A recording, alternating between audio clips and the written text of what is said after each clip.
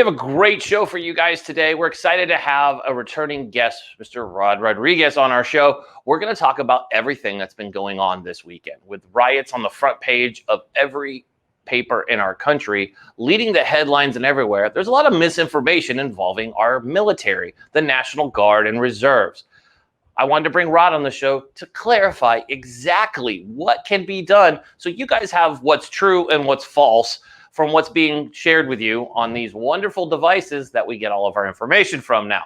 So let's welcome to the show my good bud, Rod Rodriguez. Hey, Rod, how you doing, bud? I'm doing good, brother. Thank you so much for having me on the show. Well, I felt it was important. There's so much misinformation that's out there. And, you and I, with our military background, we know that the Lance Corporal Underground is one thing, but the journalism folks out there with zero military background seem to be, since Thursday evening, spewing out a lot of misinformation. One is that we could suddenly just activate the 82nd Airborne, not to pick on those brave, awesome Screaming Eagles, but they've been kind of targeted the last few days that they're going to get activated and sent into Minnesota to battle the protesters. Let's start with that one. What's your thoughts on that? As number one, wouldn't you say this is just a tad bit crazy? It's hard to believe that people are thinking it's that easy for our military to come in. So first of all, I want to applaud every one of those Twitter users that are out there right now. More cameras, hold the world accountable. There's a reason. So we're watching some police, and I am not anti-police. I'm very pro-police. If somebody breaks into my house, I'm not calling the neighborhood watch. I'm calling the police. One of my very good friends is a sheriff's deputy. I train with police in jiu-jitsu. So much love to the law enforcement community. There are, like in every community, the military has some bad apples. The government has bad apples, and the police have bad apples. But there are also a majority of people trying to do their job and do it the right way. When you have police officers shooting civilians with paintball guns and pepper spray that are just filming, they will be held accountable. The world is watching. And I think this is important for us to understand. The world is watching us right now. Everybody with the phone, everybody on Twitter, everybody on Facebook. The world is watching. This is going to be documented. This is the most widely documented. It's going to continue to be increasingly documented. All these riots, every protest. This is good to be documented. We need to know that this is happening. Now, the violence, definitely not good. 100% not good. When we talk about bringing the military in, that is a bad idea. Straight up, I'll tell you right now, that terrible idea. Not what you want to do. We are talking about one of the major arguments with the police has been their training. We have a militarized police departments, and this is why they go to violence first, because they're being taught that's how you deal with your community. Violence on violence, and you show your dominance. What do you think the military is going to do? If you deploy the 82nd Airborne Division, you deploy the Marines to keep the peace. That's not what we do. That is not the objective of the military unit. That's not the objective of our military. It's not to protect the peace. It's to win peace. That's our job. We win peace. We go somewhere, we dominate, we establish order that way. We don't go in. The government doesn't do public outreach. There is no, hey, we're going to go into Iraq and, explain to the people, hey, this is what we're going to be doing. And hey, guys, can you please be in your houses from 9 to 5 until we establish order? No, that's why we have tanks. That's why we have the rifles that we carry.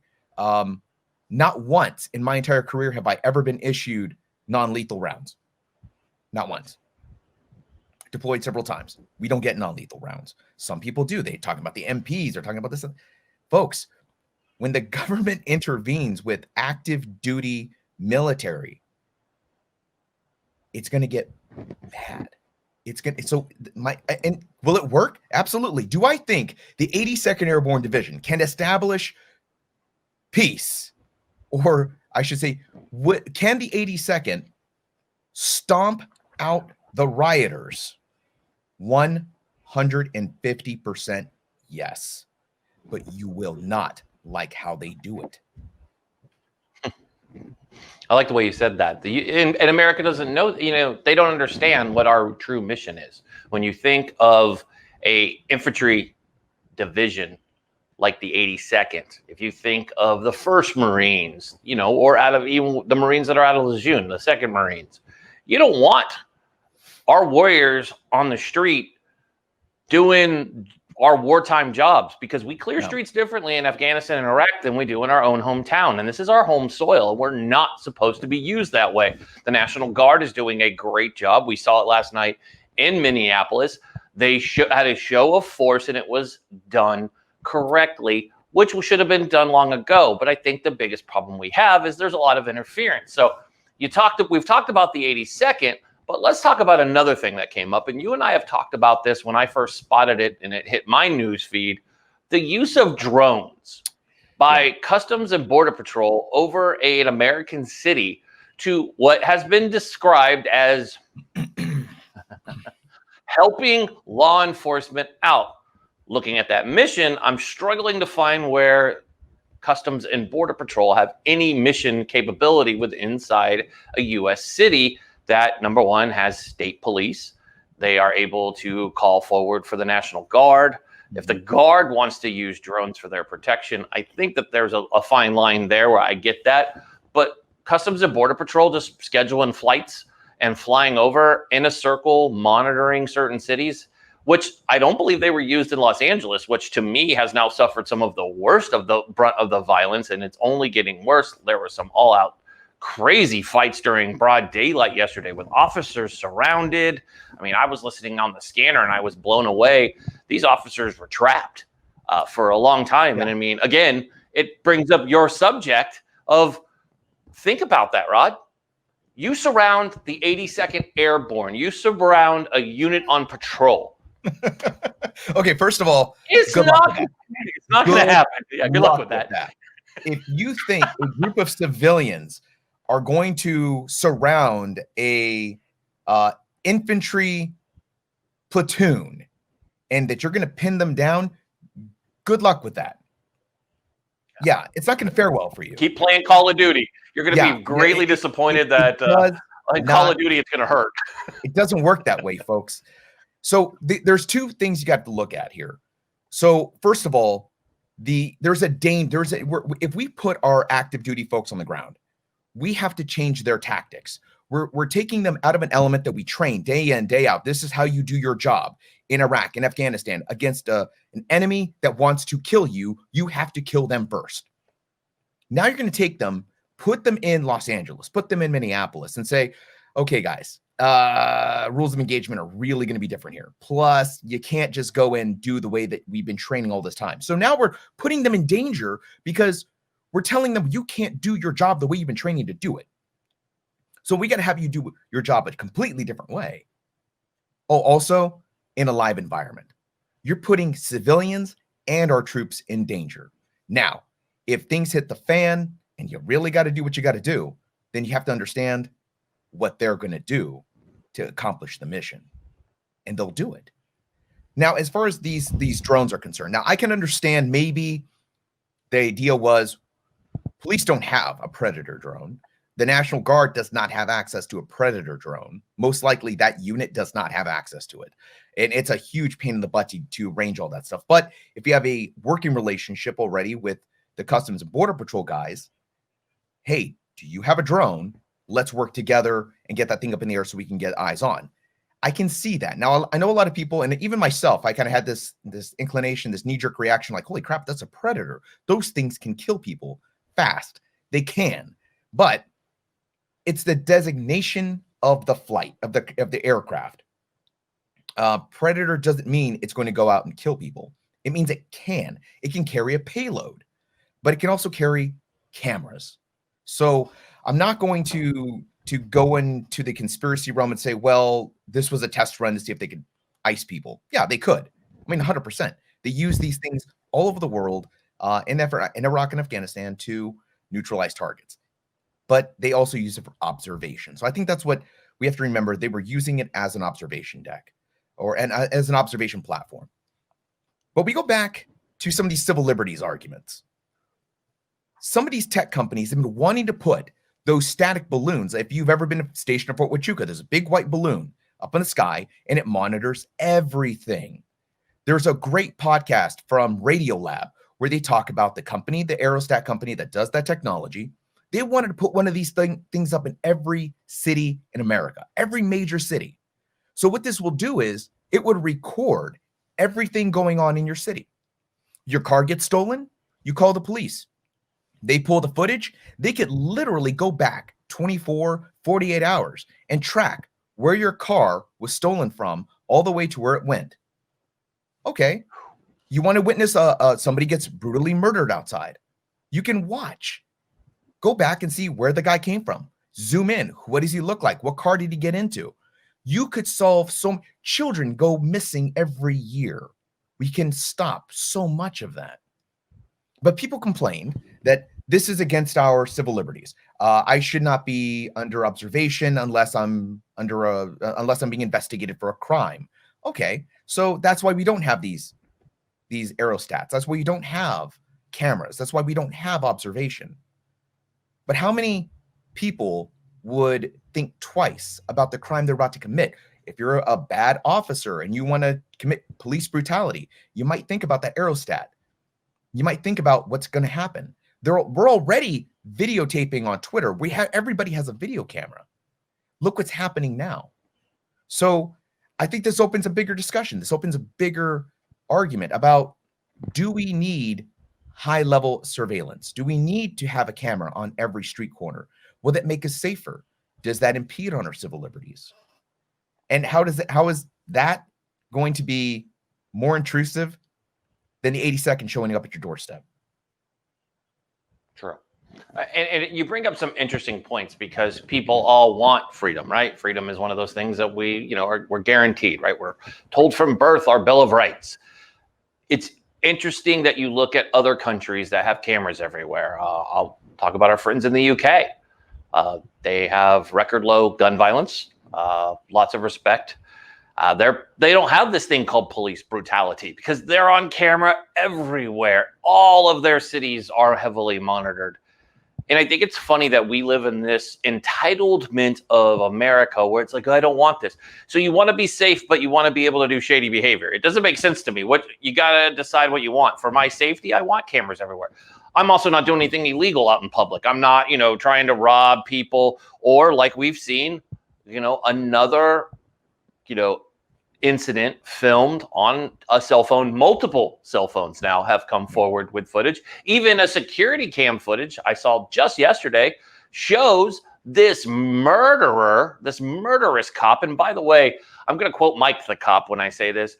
Good cops hate bad cops. So I'm by no means saying every police officer is bad when I'm talking about. I'm talking about this murderous person who, by the way, karma was good on Friday to him. Not only did he get charged with third-degree murder and manslaughter, he also got filed divorce papers from his wife. So, boom, good job for you, sweetie. She did the right thing. But I saw the footage just yesterday of him wailing on Mr. Floyd in the back of his car, just beating on him.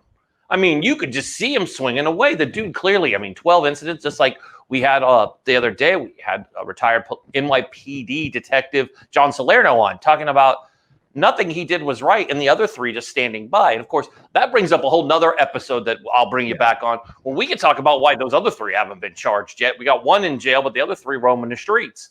But let's touch on one thing before we wrap up here. The White House, which for me was the first time I've seen a mob get to the point where the White House goes on complete lockdown, calls in every Secret Service agent that they have in Washington, D.C., and they have an all-out issue in the front of the White House. Well, I don't know if you want to call that the front. Depends on what your idea of the front of the White House is. But what is that? I forget the name of the park that's right in front of the White House. It's not where the Christmas tree is. It's on the other side. Neither of them have traffic in front of them. I know if you watch West Wing, you're like, but I saw cars go by. They don't. Those big fights. What's your thoughts on that? I mean, to me, there's protesting. And I guess my question is this. There's protesting, which I'm 100% believe protesters have the right for a peaceful protest, especially when it comes to this matter. I think this matter, racism in our country has gone on for hundreds of years. It's never been resolved. It's the biggest black eye we have when it comes to our country's history.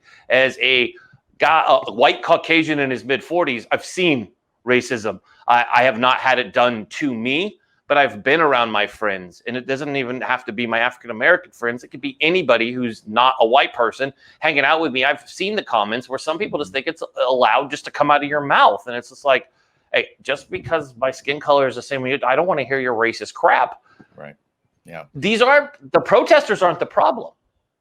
It's these groups. And I'm going to loot law. I mean, everybody wants to kind of go, it's Antifa. And I'm like, look, it's all of them. A hate group is a hate group. Just put a name in front of it. What's your thoughts on the White House, number one, being almost overrun Friday evening? And two, do you believe that the protesters are doing their job? They're being incited by a whole nother group of individuals who are here for complete chaos. Okay, so I don't feel like the White House is almost overrun. I very much doubt. I mean, you would need a very well coordinated, large group of people, well trained to take the White House. What you saw was a reaction to a group of people, and the White House should be applauded. The security should be applauded. They didn't kill everyone. That capability is there. This could have gone way worse. This could have been a massacre.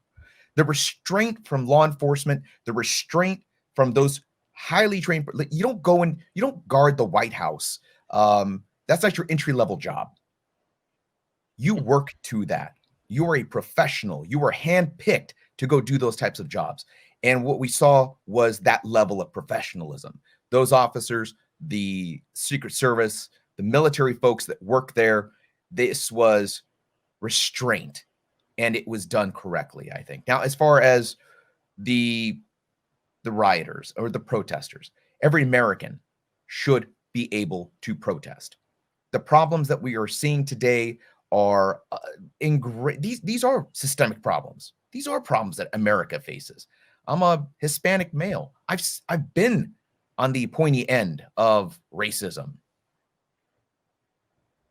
This is why I love new media. This is why I love Twitter. This is why I love Facebook. This is why I love podcasts. I don't need first of all, my podcast is not FCC regulated. My podcast doesn't have censorship. I can say whatever I want on my show. You can say whatever you want on your show. You should have every right to say what you want to say on Twitter, on Facebook, on your social media platforms. And you should be held accountable to it. If Twitter wants to fact check me. Go for it. And if they say, you know what, you're wrong, we're going to ban you. Cool. That's your platform.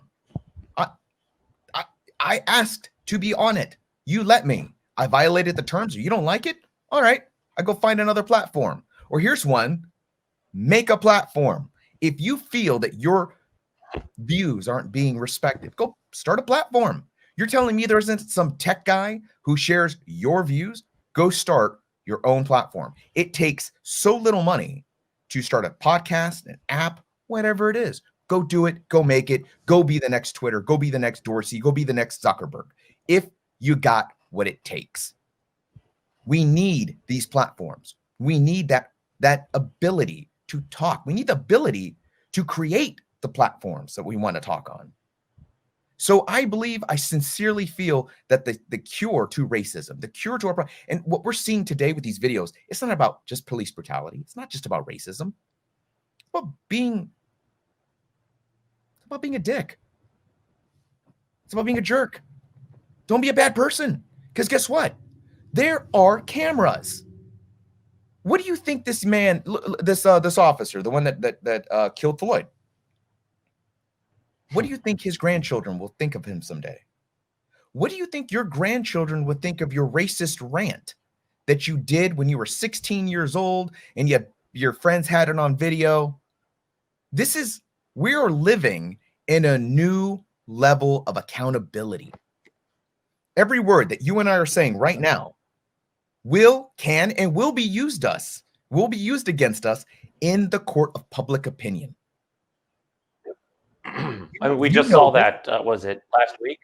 Jimmy Fallon had to apologize for something he did, 3 decades ago, for a video where he put blackface on in 2000 on the, with Chris Rock's permission, still did it, but it came up and bit him in the face. We've seen the same thing with Twitter with the legendary, I'm laughing just thinking of Kevin Hart, but Kevin Hart's gone through this, right? A tweet he made so early in his career cost him the Oscars, right? What you're saying is so true. It's about responsibility, but we also have to learn. I feel like this media, our new media, is helping us grow. We are growing as a country, believe it or not. Despite the fact the world looks like it's on fire right now, we're actually living in the golden age of humanity. We have never had this unprecedented level of peace in the world. You think the world's on fire. Historically, it hasn't been. Historically, it was on fire way before. Terrible wars and atrocities. Today, right now, we live in the golden age of humanity. There is more peace in the world than there has ever been. There is less violence in the world than there has ever been. We are living in a world where technology and medicine are evolving leaps and bounds. It seems like the world's on fire because we have those phones. I was trying to find my phone. We have these guys right here. This little guy right here tells me, did you know this is happening over here? Did you know this is happening over there? This is happening. Because it takes my world and it collapses it. It makes it takes my universe and turns it into this. Now I'm a global citizen. Now I'm a community citizen. I know what happens in my home city as much as I know what's happening in China, in Australia, in Antarctica. That makes us accountable. But it also opens the door for forgiveness. We have to start using our brains. We have to start applying some human sentiment to this to go, hey, wait a minute. Chris Rock said this how long ago? Kevin Hart did this how long ago? How old was he? Jimmy Fallon did this how long ago? What I said as a 15-year-old kid should not be the thing that keeps me from having a job when I'm 20, 25. Because we have to accept, hey, maybe you grew up, man. Maybe you developed, you were raised by racists then, and you came to your senses as an adult, like so many people have. I so agree with you, man. I mean, I'm just like, yep, you're right. There's nothing else to say when that comes to that. I mean, if you look at it that way, just to be brutally honest, that's the thing that I've seen in the last few days is a majority of us all agree that what happened to this officer, what this officer did was murder. And we want to see this broken system fixed. And clearly there's departments that out there are very corrupt. We know this. I mean, we saw it in the 90s with LA. Anybody who works for that department knows the Rampart story. It's the last time we had a major riot was LA. Now you're seeing it in 30 cities. And people want to point and make this political. This has nothing to do with politics. This absolutely doesn't. Now, that will be our final thing that we'll talk about is the one person who our country needs as a leader. I'm not going to get political on this, but when our country is spinning out of control in ways that most people haven't seen, a lot of millennials have never seen anything like this. Gen Zers? They haven't seen anything like this. This is absolute mayhem and chaos like no other time have seen, coming straight off of a pandemic that 2 weeks ago we were being told, be careful, wear a mask everywhere. And now those same cities are on fire, police cars on fire, people throwing Molotov cocktails in police vans with police officers in them. Yeah. It's complete anarchy. We have to come together, but we haven't heard. And as of us taping this, we still have not heard from the White House. In fact, the only comments to come out of the White House, and I know you probably can't comment on this, so I will, but a lot of the comments coming out of the White House are inflammatory. And I don't believe as a leader you should be inflaming you don't throw diesel fuel on a fire that needs to be extinguished. small business have suffered enough in our country at this time. We do not need to sit here and be like, hey, if you jump the fence, it's an obvious. You jump the fence at the White House, prepare for what you're going to get. It is like any other government building. You break into, trust me, do the same thing at the Pentagon. See what happens. I can tell you, it's not going to be a good, the ending is not going to be good for you. Jump on that wall. I mean, this has nothing to do with the protesters, but inflaming them and pissing them off or calling out other mayors and governors.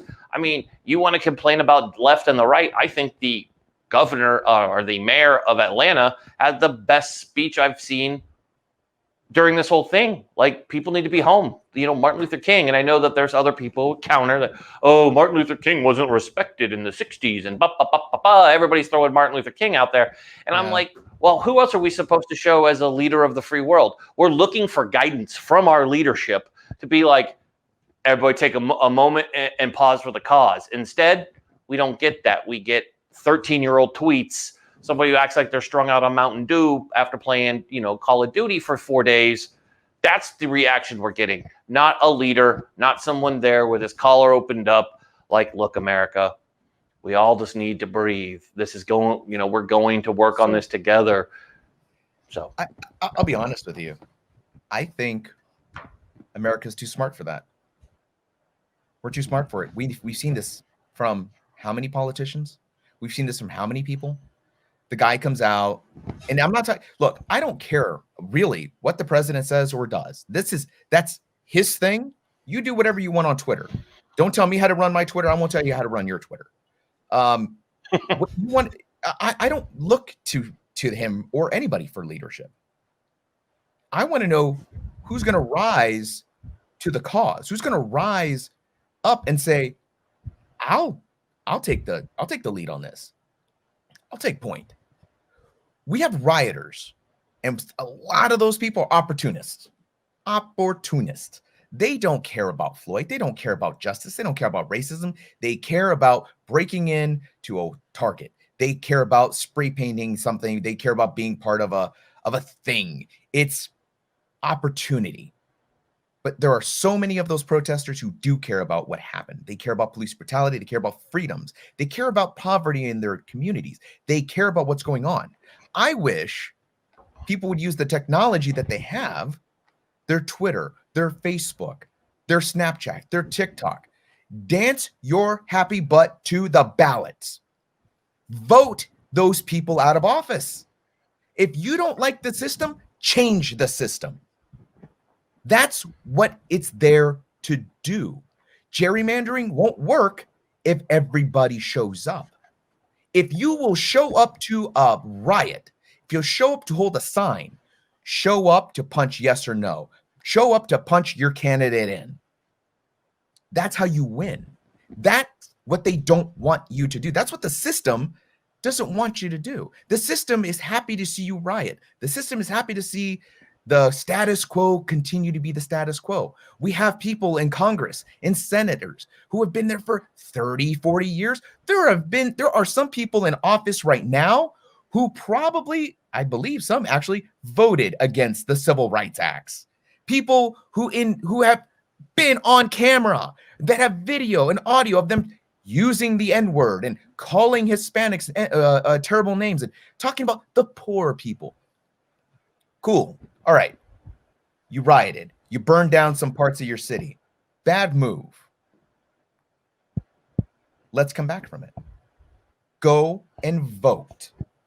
Vote. Use your phones. Use your Twitter. Use your Facebook. Project. Use that. Get people. I wish whoever was out there like, come on, let's go do this. Let's go burn this Target down. I wish that dude was like, let's go. Get in the buses. Get in the buses. We're going to go vote. I want streams of voters. I want millions of people. I would love to see this next election cycle. The president, Congress, everybody. I don't care whether it's left or right. I don't care who wins. Honest to God. Left, right, cool. As long as people came to vote. This 2%, 10% of America that decides what happens to the rest of us is insanity. It's insanity. Vote. And here's the other thing. Don't just vote. Run for public offices, folks. There's a reason that some of these states, think about this, Eric, we have states right now being run by felons. They're felons. We have people that are in Congress that are given security clearances who have drug charges. Let me tell you, if I have a drug charge, I lose my clearance like that. Gone, finito, and I'll never get it back. Never get it back. You can run for Congress, have a felony drug charge, and chances are you're going to get your security clearance because you got to be part of those committees. You got to be in the know. Explain that to me. That's insanity. Run for public office. Use your social media. Have a voice. Stop burning stuff down. Start a podcast. Start a YouTube channel. Get your word across. And God bless every one of those YouTubers, every one of those Twitter users, every one of those Facebook users that's using their platform, whether you're on the left or the right. I don't care. Be vocal. Get your point across. I'm open to hearing it. Even if I don't agree with you, I'm open to hearing it. I love it, man. I want to thank you for joining us today. We hit a lot of topics. Trust me, we could deep dive into this topic for another 30 minutes for damn sure. It's always fun for me. I mean, I'm sitting here as you're talking going, we did cover, we'll bring you back and we can talk about it because I'm sure this isn't going to go away overnight. But well said, when it comes to voting, make sure you go out and rock the vote. And before you go rock the vote, make sure you smash that subscribe button. See it right there in the corner. Give it a smash. Make sure you subscribe. Hit the bell so you get notified whenever To The Point is on. We want to thank our guest today, Mr. Rod Rodriguez, for joining us. Make sure to go follow down into our notes, and you will see all the links to get a hold of Mr. Rod. So we want to thank you, bud, for joining us today, and can't wait to have you back on the show real soon. Military Matters Podcast, folks. Go subscribe. Go check out what we're doing. Our last episode was on information warfare. We talked about information warfare a week before any of this happened, before executive orders on Twitter, before any of that. We were on it. We broke that story. Information warfare. It's about you. It is all about you. Go check it out wherever you listen to podcasts. Military Matters Podcast. You heard it there. Go do it.